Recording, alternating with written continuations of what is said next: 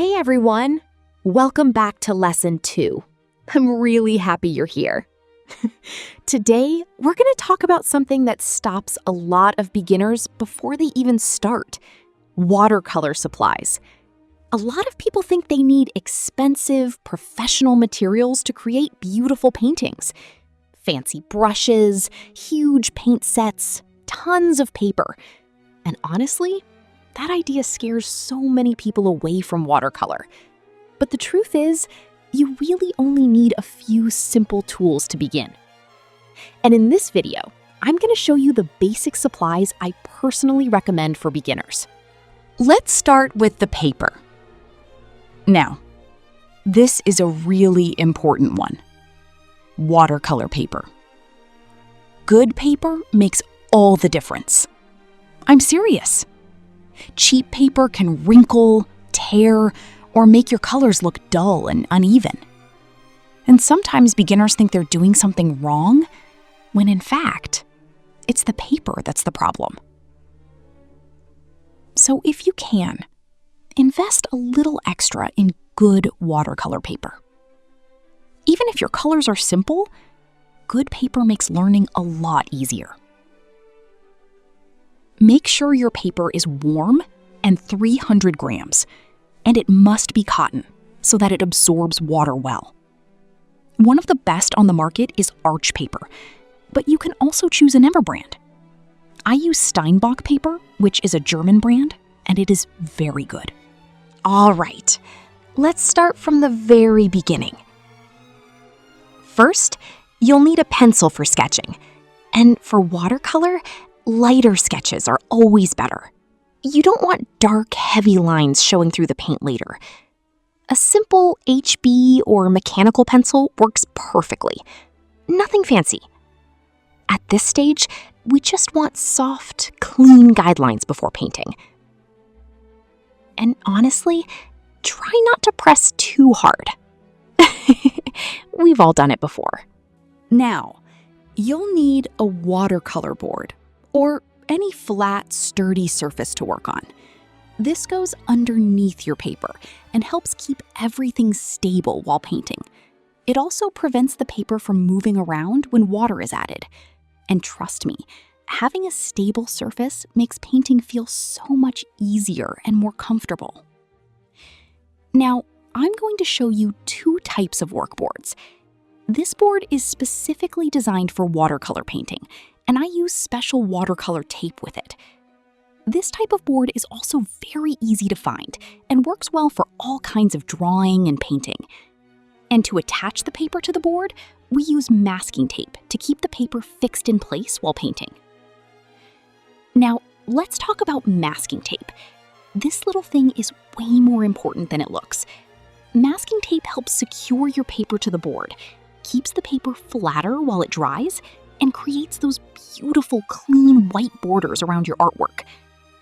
Honestly, those crisp edges instantly make paintings look more professional. Next, a kneaded eraser. And I absolutely love these. Unlike regular erasers, kneaded erasers are soft and flexible. Instead of completely removing your sketch, you can gently lift graphite and make your lines lighter before painting. This is super important in watercolor because heavy sketch lines can show through transparent paint layers. So usually before I paint, I lightly erase my sketch to keep everything soft and clean. And now, the watercolor paints. And if you're a beginner, please don't stress about buying the most expensive professional set immediately. Seriously, you really don't need that right now. A simple beginner watercolor palette is completely enough to start learning how colors mix, how water behaves, and how pigments flow on paper. At this stage, practice matters much more than price. Next, brushes. And honestly, this is where most beginners buy way too many supplies. You do not need 20 different brushes. You'll need a few different brush sizes: large, medium, and small brushes, as well as a flat brush, which I mostly use for painting backgrounds and larger areas.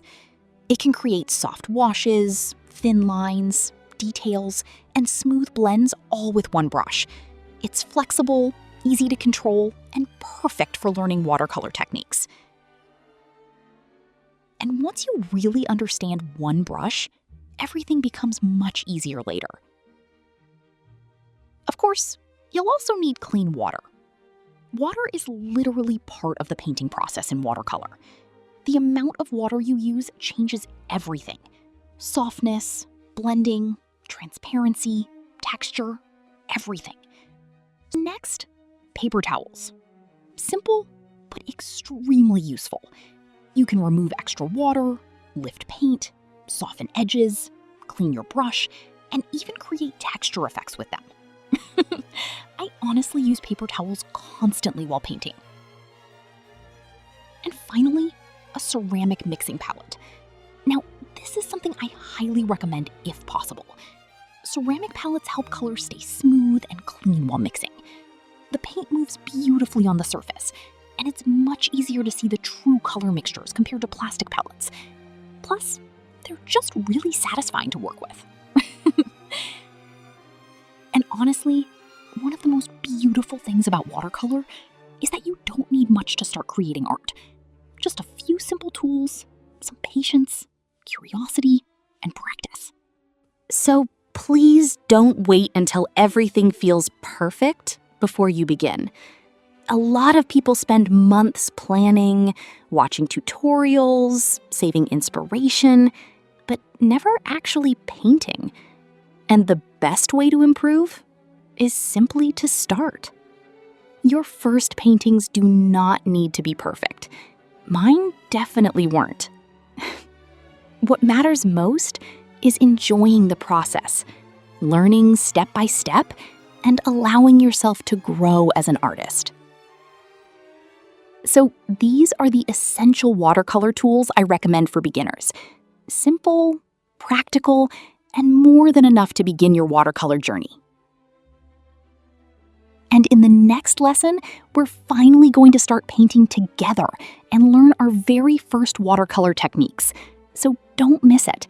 And if you're enjoying this series so far, make sure to subscribe so you don't lose the channel. All right, I'll see you in the next lesson.